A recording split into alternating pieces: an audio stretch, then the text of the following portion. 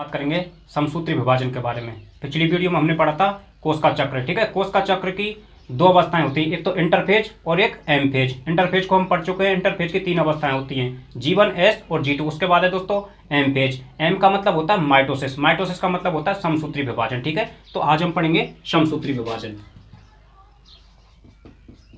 Mitosis division. इसका मतलब होता है समसूत्री विभाजन।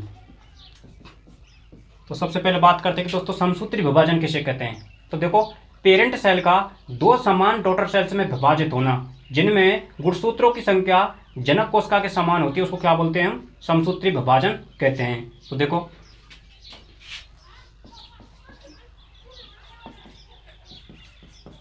यानी कि जनक कोशिका। ठीक है ना, पेरेंट सेल का दो समान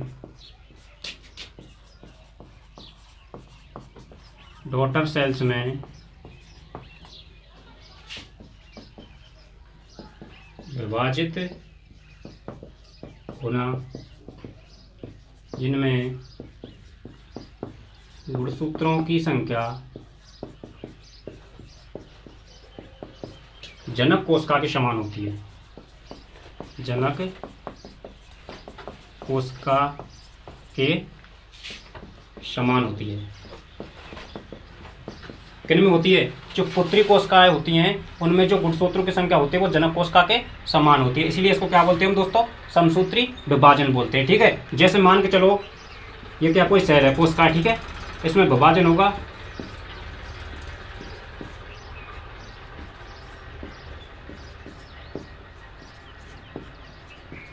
तो देखो ये क्या है? जनक कोशिका, जनक कोशिका है। और ये क्या है? संतति कोशिका। तो देखो, जनक कोशिका में भी क्या है? नंबर ऑफ क्रोमोसोम 2n है। ठीक है, ऐसे ही ये क्या है? पुत्री कोशिका। तो पुत्री कोशिका में भी 2n है। तो पुत्री कोशिका में जो कोशिका गुणसूत्रों की संख्या है वो जनक कोशिका के समान है, इसलिए क्या बोलते हैं इसको? समसूत्री विभाजन बोलते हैं। ठीक है, चलो अब देखो, जो समसूत्री विभाजन होता है वो दोस्तों कायिक कोशिका में होता है। सबसे खास बात है ये, समसूत्री विभाजन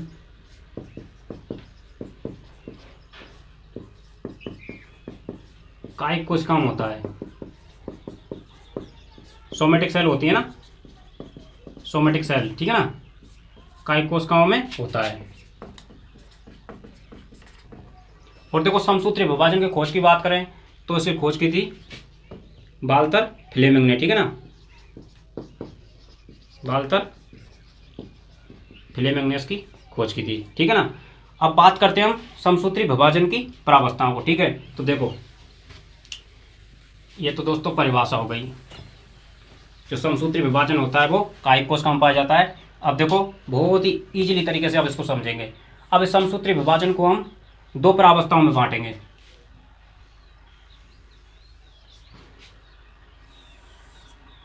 पहला है इसमें कैरियोकाइनेसिस, कैरियोकाइनेसिस। ठीक है ना, दूसरा है साइटोकाइनेसिस, दूसरा cytokinesis.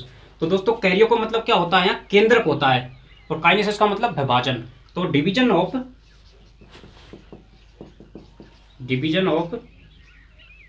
Nucleus, division of nucleus यानी कि कोशिका द्रव्य का केंद्रक का विभाजन, केंद्रक का विभाजन क्या कहलाता है? कैरियोकाइनेसिस कहलाता है। तो दूसरा है साइटोकाइनेसिस यानी कि division of cytoplasm, division of cytoplasm यानी कि कोशिका द्रव्य का विभाजन, कोशिका द्रव्य का विभाजन। ठीक है ना, अब देखो, यानी कि जो ये केंद्रक का विभाजन होता है ये चार प्रावस्थाओं द्वारा होता है। ठीक है, जब चार प्रावस्थाओं द्वारा केंद्रक का विभाजन होगा उसके बाद क्या होगा? कोशिका द्रव्य का विभाजन होगा। जब कोशिका द्रव्य का विभाजन हो जाएगा, जब दो सेल्स बनकर तैयार हो जाएंगी, तब अपना विभाजन कंप्लीट हो जाएगा। ठीक है, अब देखो, जो कैरियोकाइनेसिस होता है वो चार प्रावस्थाओं में होता है। पहला है इसमें दोस्तों प्रोफेज, दूसरा है मेटाफेज, तीसरा है एनाफेज, चौथा है टीलोफेज। ठीक है ना, ये कैरियोकाइनेसिस की अवस्थाएं, इन प्रावस्थाओं के द्वारा केंद्र का विभाजन होगा। तो पढ़ते हैं दोस्तों हम एक एक को। पहले बात करेंगे किसकी, हम प्रोफेज की। ठीक है,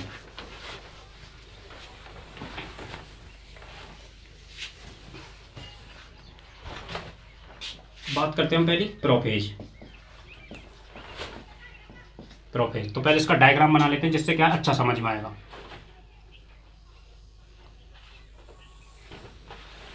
ये इसका डायग्राम बन जाएगा, देखो।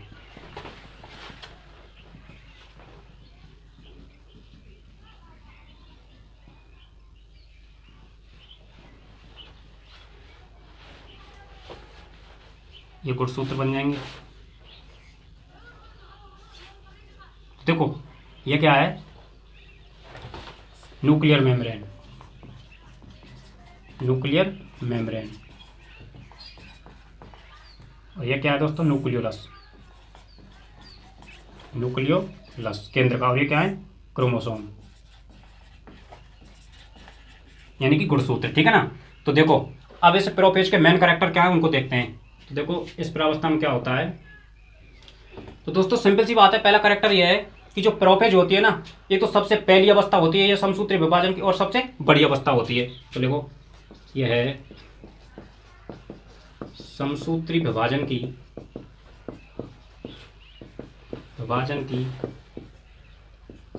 सबसे पहली एवं सबसे लंबी अवस्था है, अब देखो समझो एक बात को, यह प्रोपेज है दोस्तों, यह समसूत्री विभाजन की सबसे लंबी अवस्था है, जबकि इंटरकाइनेसिस यानी कि जो इंटरफेज होती है वो कोश का विभाजन की सबसे लंबी अवस्था होती है। ठीक है, जो अंतरावस्था होती है वो तो कोश का विभाजन की सबसे लंबी अवस्था होती है, और ये प्रोपेज होती है ये समसूत्री विभाजन की सबसे लंबी अवस्था होती है। ठीक है, इसमें कंफ्यूज नहीं होना है। अब देखो होता क्या है इसमें, इस प्रावस्था में सिंपल सी बात है, ये लिखने हैं, यानी कि केंद्र का, ये क्या है, न्यूक्लियोलस यानी केंद्र का एवं केंद्रक झिल्ली विलुप्त होने लगती हैं। इस प्रावस्था में केंद्र का क्या बोलते हैं, न्यूक्लियोलस, केंद्र का एवं केंद्रक झिल्ली क्या बोलते हैं इसको, न्यूक्लियर मेम्ब्रेन, केंद्र का झिल्ली विलुप्त होने लगती हैं,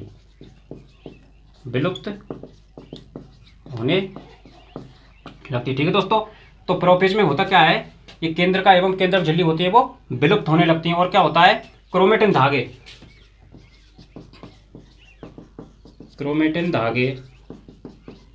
संघनित होकर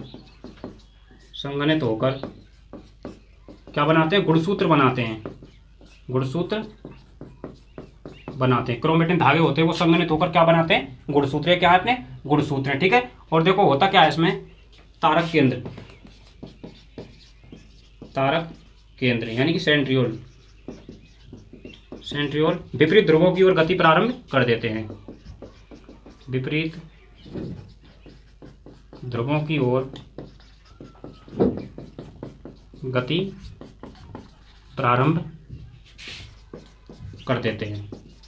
ठीक है दोस्तों, तो हम बात कर रहे हैं किसकी, प्रोफेज की। तो प्रोफेज में होता क्या है, प्रोफेज होती है यह कोश का, यह समसूत्री विभाजन की सबसे लंबी एवं पहली अवस्था होती है। इस अवस्था में होता क्या है, न्यूक्लियर मेम्ब्रेन एवं न्यूक्लियस होती है वो विलुप्त होने लगती है। ठीक है, और क्रोमेटिन धागे होते हैं वो संघनित होकर क्या बनाते हैं, गुणसूत्र बनाते हैं। ठीक है, गुणसूत्र बनाते हैं, और सेंट्रियोल होते हैं वो विपरीत ध्रुवों की ओर गति प्रारंभ कर देते हैं। ठीक है दोस्तों, ये होगा अपनी प्रोफेज। अगली बात करेंगे हम मेटाफेज की।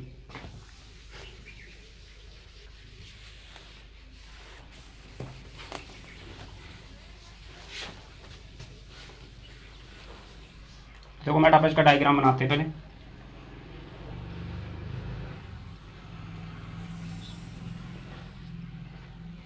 क्या बन जाएंगे, सेंट्रियोल यानी तारक केंद्र।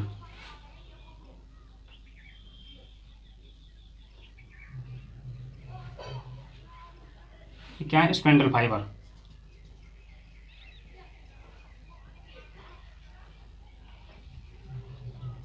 ये स्पेंडल फाइबर है। ठीक है दोस्तों, ये क्या है, मेटाफेज प्लेट है। तो देखो इस पर क्या होते हैं, गुणसूत्र होते हैं वो जमा हो जाते हैं। ये क्या है, गुणसूत्र है।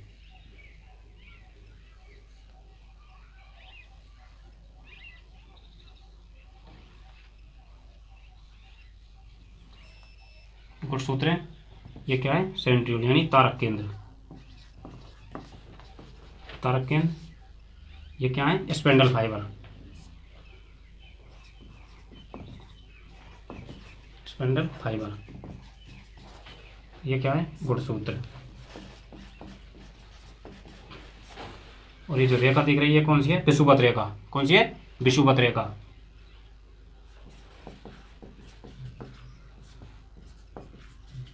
विषुवत रेखा, ठीक है दोस्तों। ये हो गया अपनी मेटाफेज। कौन सी है ये, मेटाफेज। तो देखो मेटाफेज के मेन कैरेक्टर क्या है उनको देखते हैं। तो इसमें सभी गुणसूत्र, इसमें सभी गुणसूत्र मेटाफेज प्लेट पर, ठीक है ना, यानी कि ये मेटाफेज प्लेट है या इसे विषुवत रेखा कह सकते हैं। तो इसमें सभी गुणसूत्र विषुवत रेखा पर, विषुवत रेखा पर जमा हो जाते हैं, ठीक है। विषुवत रेखा पर जमा होकर क्या बनाते हैं, मेटाफेज प्लेट बनाते हैं। जमा होकर मेटाफेज प्लेट बनाते हैं। मेटाफेज प्लेट बनाते हैं, ठीक है दोस्तों। ये क्या है, मेटाफेज प्लेट है। यानी कि इसमें क्या होता है, सभी गुणसूत्र होते हैं वो इस विषुवत रेखा पर जमा हो जाते हैं और मेटाफेज प्लेट का निर्माण करते हैं, ठीक है। और क्या होता है, विषुवत रेखा पर, विषुवत रेखा पर गुणसूत्रों के जमा होने की प्रक्रिया को, जमा होने की प्रक्रिया को मेटाकाइनेसिस कहते हैं। मेटाकाइनेसिस कहते हैं। यानी कि विषुवत रेखा पर गुणसूत्रों के जमा होने की प्रक्रिया क्या कहलाती है, मेटाकाइनेसिस कहलाती है, ठीक है दोस्तों। और क्या होता है इसमें, देखो इसमें गुणसूत्र स्पष्ट दिखाई देते हैं, स्पष्ट दिखाई देते हैं, दिख रहे हैं ना स्पष्ट इसमें गुणसूत्र। तो मेटाफेज अवस्था होती है, उसमें गुणसूत्र होते हैं वो स्पष्ट दिखाई देते हैं, इसीलिए गुणसूत्रों की आकृति का अध्ययन मेटाफेज अवस्था में किया जाता है। इसलिए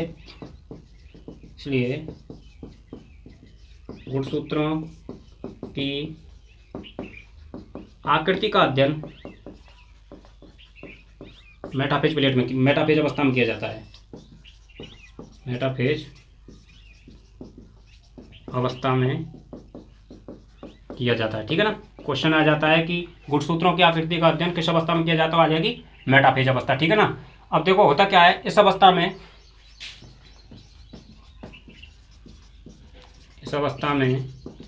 स्पेंडल फाइबर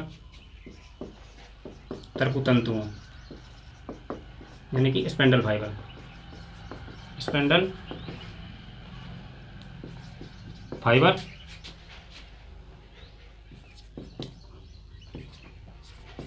का निर्माण होता है, स्पेंडल फाइबर का निर्माण होता है। तो देख रहे हैं ना, ये क्या है, स्पेंडल फाइबर है, ठीक है। ये क्या है, स्पेंडल फाइबर है। तो दोस्तों हम बात कर रहे हैं किसकी, मेटाफेज अवस्था की। तो देखो मेटाफेज अवस्था में क्या होता है कि सभी गुणसूत्र होते हैं वो विषुवत रेखा पर जमा हो जाते हैं, और विषुवत रेखा पर गुणसूत्र के जमा होने की प्रक्रिया क्या कहलाती है, मेटाकाइनेसिस कहलाती है, ठीक है। इस अवस्था में गुणसूत्र होते हैं वो स्पष्ट दिखाई देते हैं, इसीलिए गुणसूत्रों की आकृति का अध्ययन किया जाता है, वो किसमें किया जाता है, मेटाफेज अवस्था में किया जाता है, और स्पेंडल फाइबरों का निर्माण इसमें कंप्लीट हो जाता है। तो ये तो हो गई अपनी मेटाफेज। अब बात करते हैं हम एनाफेज की।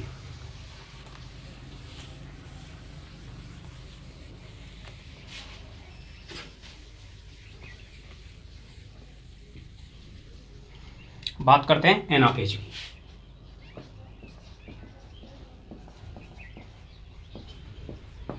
देखो एनाफेज में क्या होता है,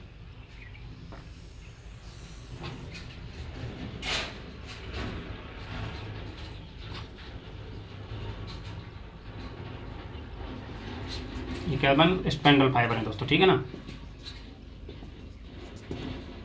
तो इसमें होता क्या है, जो गुणसूत्र होते हैं ना वो विपरीत ध्रुवों की ओर गति प्रारंभ कर देते हैं, यानी कि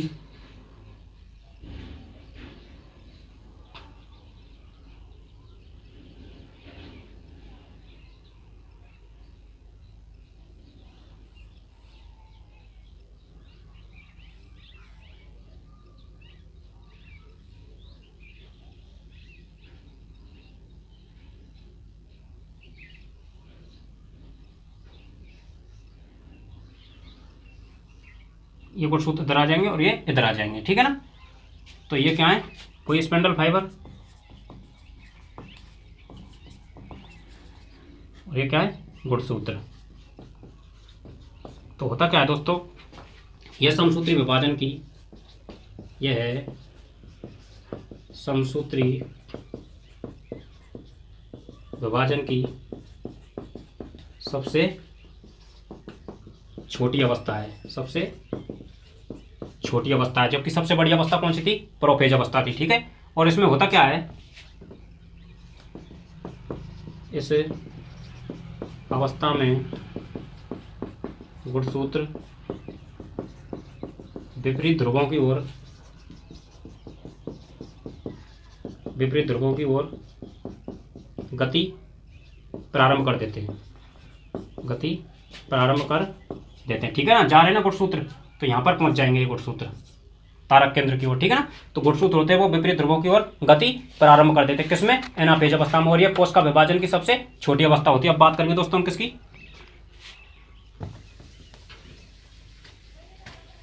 टीलोफेज की। देखो टीलोफेज की बात करते हैं, चौथी है अपनी टीलोफेज। हमको क्या है, मेन कैरेक्टर याद रखना है, ठीक है। बाकी बहुत रामलीला है, ठीक है, हमको ज़्यादा फालतू में याद नहीं रखना है, काम की चीज़ याद रखनी है। तो देखो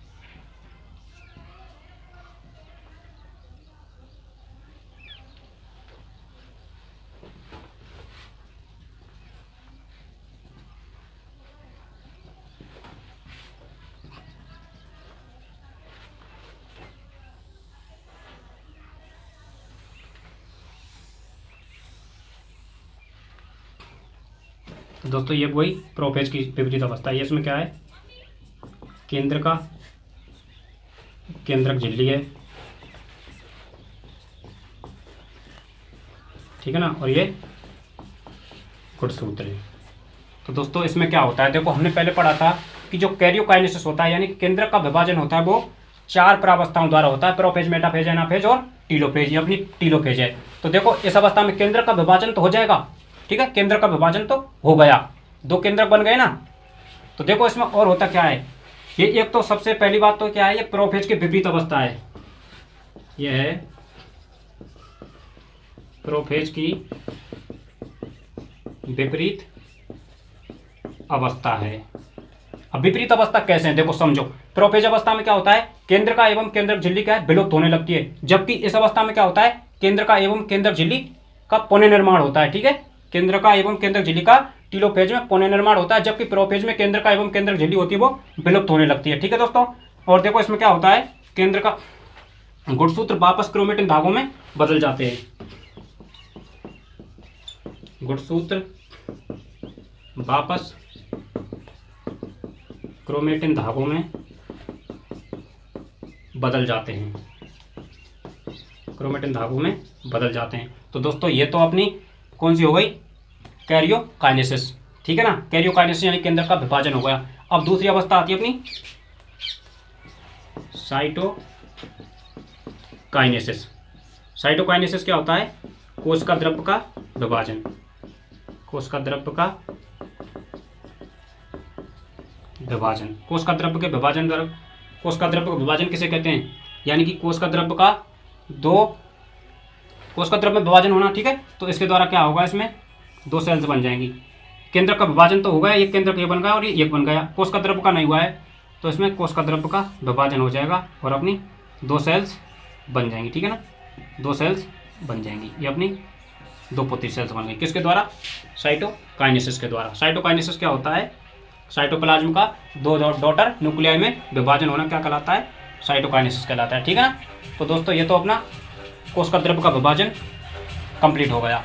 अभी हम बात करेंगे किसकी, समसूत्री विभाजन के महत्व की। इसका महत्व क्या होता है, ठीक है। तो देखो जो समसूत्री विभाजन होता है, सबसे बड़ी बात यह है कि इसमें जो जेनेटिक मटेरियल होता है यानी कि डीएनए, तो उनमें क्या है, मात्रात्मक एवं गुणात्मक रूप से जो मटेरियल होता है ना, वो क्या है, संतति में और जनक कोशिका में समान होता है। और यह विभाजन किसके लिए जरूरी होता है, शरीर की वृद्धि के लिए जरूरी होता है, ठीक है। घावों को भरने के लिए जरूरी होता है, शरीर की मरम्मत के लिए जरूरी होता है, ठीक है दोस्तों। समसूत्री विभाजन होता है वो कायिक कोशिका में होता है। और देखो ये समसूत्री विभाजन का महत्व है, बाकी ऐसी कोई बड़ी बात नहीं है। आगे हम बात करेंगे अर्धसूत्री विभाजन की बात, ठीक है।